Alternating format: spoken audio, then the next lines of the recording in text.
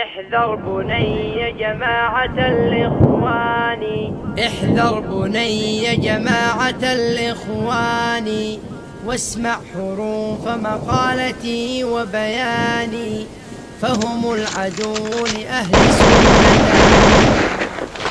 Daun terjatuh, akar bertumbuh, domba beradu, kalender tahun berlalu. Pena Tuhan telah mempublikasikan kepada alam.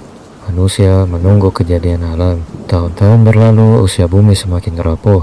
Teknologi semakin maju, namun akal manusia selalu keliru. Banyaknya manusia bagaikan buih di lautan. Beramai-ramai mereka bersatu, namun ketika ombak datang mereka tersapu. Manusia buih lautan itu mempunyai agama dan menampakkan pakaian agama. Di lain waktu yang sama, sifat dan perilakunya bagaikan tak beragama. Tuhan mengajarkan perdamaian, Tuhan mengajarkan spiritual, namun manusia menyimpangkan ajaran Tuhan, membuat provokasi antar birokrasi, mencaci sana dan mencaci sini, di mana adat mereka yang diajarkan Nabi, berteriak mengatasnamakan jihad, namun di lain waktu penghakiman dan perbuatan mereka bagaikan seorang penjahat. Bukankah Nabi telah memperingati akan bahayanya para teroris keji yang ulama sebut sebagai khariji? Nisbat itu untuk para pemberontak negeri. Islam mempunyai musuh dua arah angin, yang satu angin timur dan yang satu angin barat. Kalian takkan mengerti jika tidak mempelajari hadis Nabi, dan takkan meyakini jika tak punya iman di dalam hati. Kuceritakan pada kalian tentang manusia bernama Karzai. Ia hidup di Afghanistan yang dahulu menentang Taliban.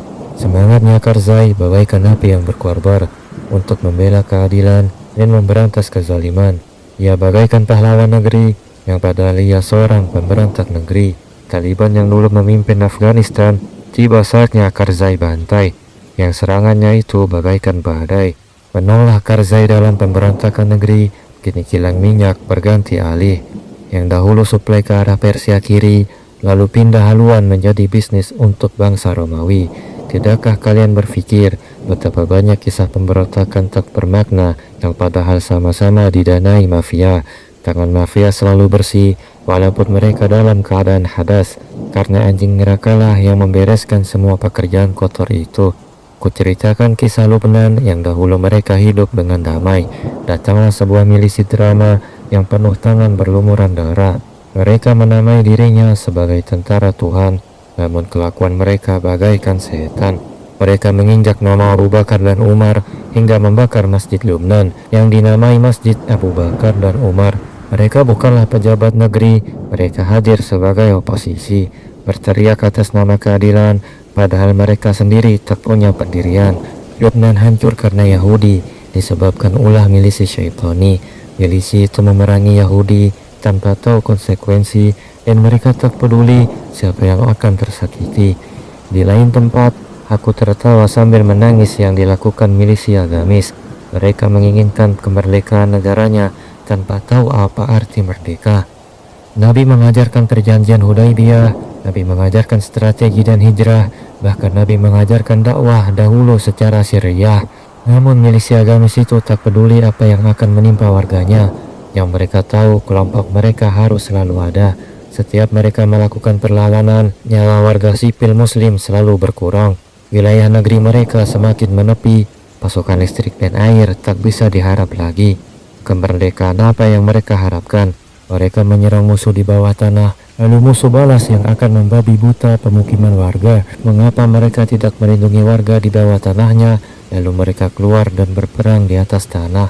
Andai mereka berpikir jika negeri mereka dijajah kafir, namun di dalamnya dapat sholat dan berzikir, bisa bekerja dan berumah tangga, itu lebih maslahat yang Nabi sukai daripada hidup tanpa dunia, tanpa agama, bahkan tanpa arah mau kemana. Hari-hari berlalu di Suriah, namun sejarah Syiah tetap ada di sana. Pembantaian yang tak manusiawi berlalu dengan rezim Syiah yang sangat benalu. Hari-hari berlalu di Lubnan, namun tentara setan tetap bertahan. Membuat kekacauan dengan drama perjuangan, musuh tak hancur, namun pemukiman warga bagaikan bubur.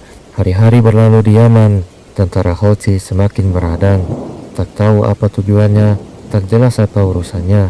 Namun dengan slogan keadilan, mereka mendapatkan panggung hiburan yang dimainkan oleh pemimpin Iran yang memecah antar kabilah yang merusak kitab-kitab agama.